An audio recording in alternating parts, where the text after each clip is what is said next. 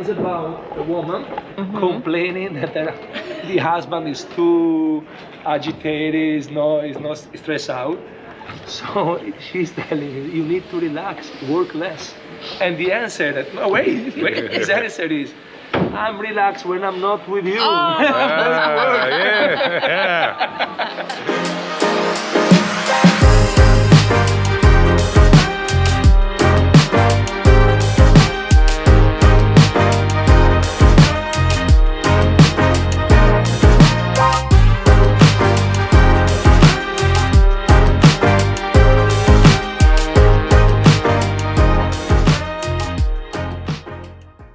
Hey, Hey.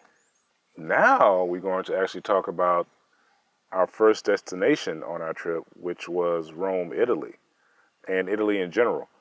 So, to begin with, we talked about our travel. If you've watched that video, you've seen the ordeal we had dealing with travel. So, besides the travel, the trip itself was wonderful. It was. It really was. Neither one of us had ever been to Europe, and it was definitely a new experience for us.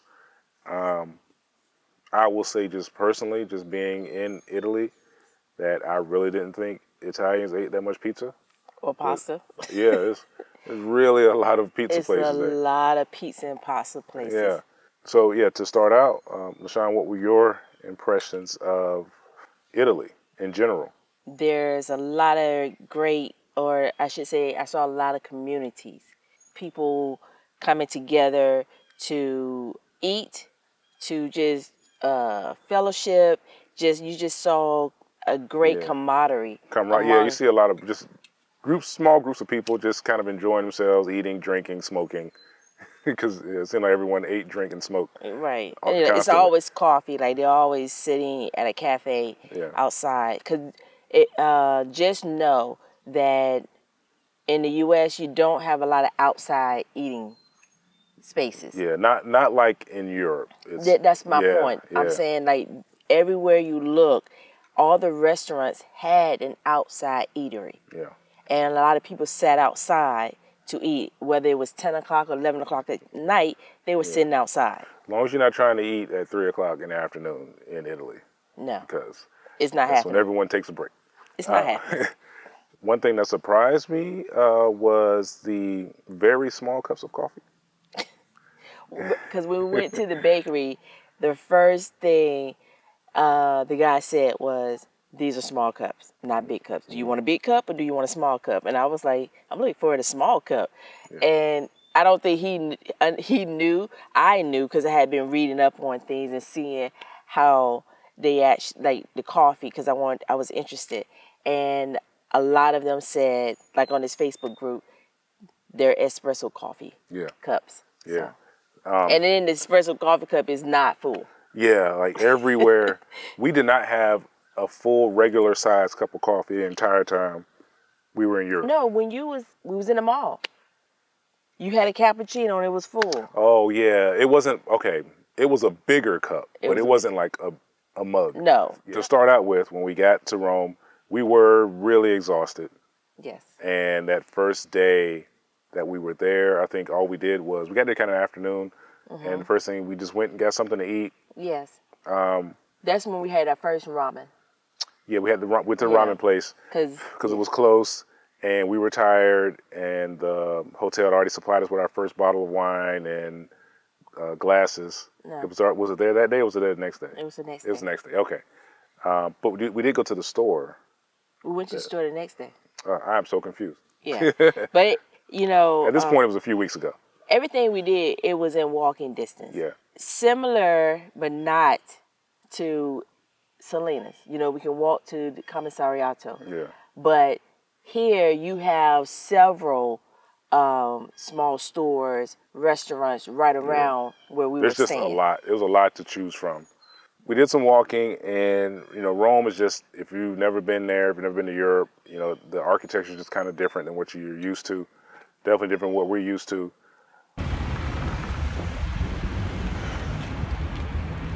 Well, tried to fight the jet lag, taking a little walk through Rome. So just kind of looking around, seeing things, and eventually we decided to do a hop-on, hop-off bus tour because there was a few things I wanted to check off. I wanted to see the Coliseum. That was one big one for me. And really, besides that, it was kind of like any other old architecture that I could see. And the hop-on, hop-off kind of like stopped at 6 or 8 different places and a few of those being places that I wanted to see, including the Coliseum. I actually found out after, maybe it was a week or so later, that the Coliseum, as much walking as that we did, we could have actually walked to the Coliseum from where we were. It was kind of a long walk, but it would have taken less than an hour. Yeah, the hotel we were staying at was pretty centrally located to a lot of the old monuments. But yeah, when we first got there, we were tired. We weren't doing all that walking at first. But although we ended up doing a lot of walking anyway. We scheduled our first train ride to Naples. So we're taking a bullet train ride to Naples. It's our first train ride, so we'll see how this rolls. Naples was beautiful. Yeah. It was absolutely beautiful. We took, because we had to walk. We walked in. Yeah, from the train station, we walked into the town, into the city, and it was. We first got there, if I remember correctly, it was like kind of cloudy, and it started drizzling for a little while. We did a hop on, hop off in Naples, and that was very nice. Yeah. And it was a 2-part. You saw the city side, and then you saw the coastal side. Yeah. And that was beautiful. Yeah, because we walked into the city area, and we took the hop on, hop off to the main depot area, and you're able to switch buses to do the B route because we were on the A route. Yeah, we started on the A route, but we was at the very last stop leg of that hop off. Yeah. And so we wanted to see the coastal side, so we, like you said, when we got to the station, we switched and got on the B. Yeah, and that was a nice long ride up the coast and back and around up a mountain.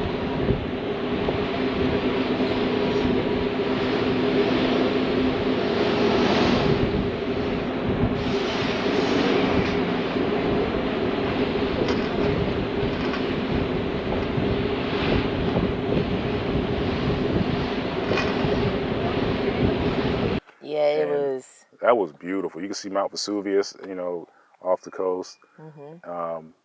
There was a few other things we wanted to do, we ended up not being able to, just for time reasons, and because we were walking so much. I was what, feet hurt. We had comfortable shoes. Yeah. I made sure we had comfortable shoes, but no matter how comfortable your shoes are, walking 20,000 steps is a lot. Yeah, it's up and down. There's weather.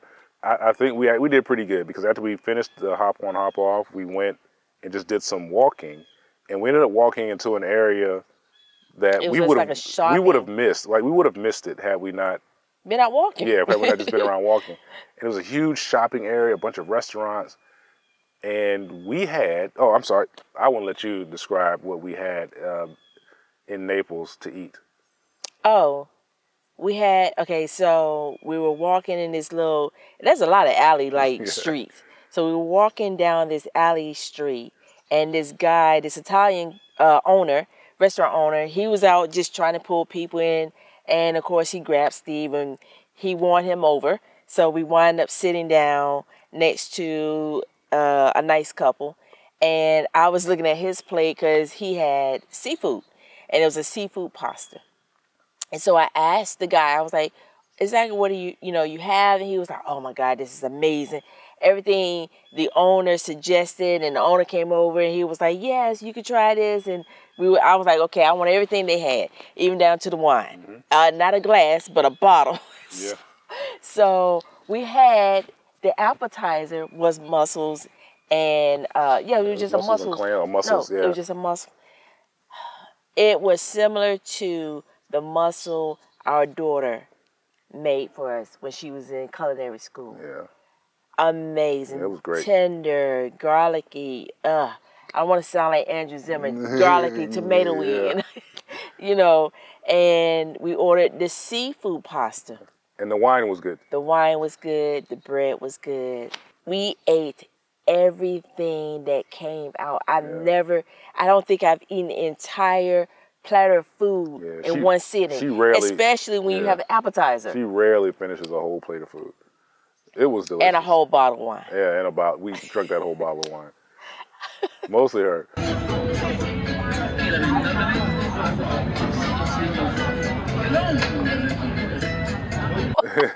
It was so good. It was good. It looks like it was a house wine. Yeah, because the bottle didn't have a label on it or anything. That was wonderful. Wonderful. And the owner was real cool. You know, I'll make sure I have his picture up here. Owner's real cool. Yeah, and they have a lot of nice boutique stores. And, you know, some of them not so great. Some of them not so great. You can get cheap clothes in a tourist area. Yes, and then you can find one and you know the difference. The material feels different. Yeah. So we walked through the streets and did a little shopping. Yeah. I bought some shoes. You bought some clothes. And there's a McDonald's no matter where you go. I'm going to stick that McDonald's video in here. So after shopping, we stopped for espresso and what's this, espresso cream? Sorbet. Sorbet. And guess where? McDonald's. Look at that. McDonald's, they have the same, espresso, and they have like an espresso, it was like an ice cream or it was so good. It was like a Frosty. Yeah, so good. But it was inside this. It wasn't a mall. Like it was like a breezeway or a this was court. An enclosed area. Yeah. But they had espresso. It was amazing. Yeah, we were tired, and we had done so much walking and shopping. We decided to go back to the train station. The thing is, our ticket was for later, and they allowed us to change it for an earlier ticket. So we hopped on, got back on the train. It was like an hour and 10-minute ride back to Rome, and we went back to our hotel. I think we probably went out to eat that night. Yeah, because we were not planning on going. Yeah, we weren't planning on. Yeah, because we were planning on getting back late. Yeah. So we went and got something to eat, and I think we went back to the hotel room and crashed. Our next trip was to Venice. So we're on our way to Venice. It's a 4-hour train ride on the bullet train. So it's early. It's 6:45 in the morning. So we had a 4-hour ride and try to enjoy a day in Venice and come back to Rome this evening. So hopefully she'll be able to go to sleep here on the train. I don't know.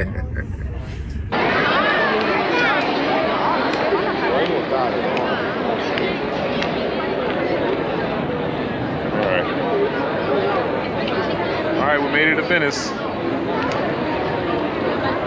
The ride wasn't too bad. So we're here at Trattoria al Bruscio. Pretty sure I said that wrong. About to have a little lunch. We're starving. We've been up since around 4:30 this morning. Caught the train at 6:55. It's an exactly 4-hour ride from Rome to Venice. And a little famished.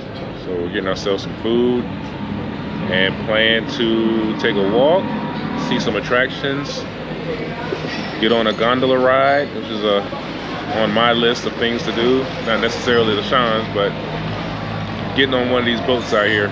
We're here until around 5 in the afternoon. Evening. Right now it's 11:45, so we got plenty of time. Yeah, to see some sights, visit some attractions. Yeah. Probably do some shopping. Yeah, definitely some souvenir shopping. Venice is absolutely beautiful. I was not expecting to walk as much in Venice, but it's an island and there are no cars in Venice. Venice is sort of like Paris. There's just a lot of alleys, but smaller. When I say smaller, that means Steve could not be walking side by side next to me because we wouldn't fit. It was literally one person had to walk down these alleyways. And once you got to the center where there were a lot of the gondolas, it was absolutely amazing. There were water taxis, there were nice architecture. It was just beautiful. You know, Steve's going to put a picture up here so you can see the gondola ride. All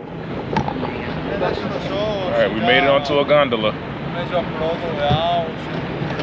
No, che si crede mia amiga, che si crede.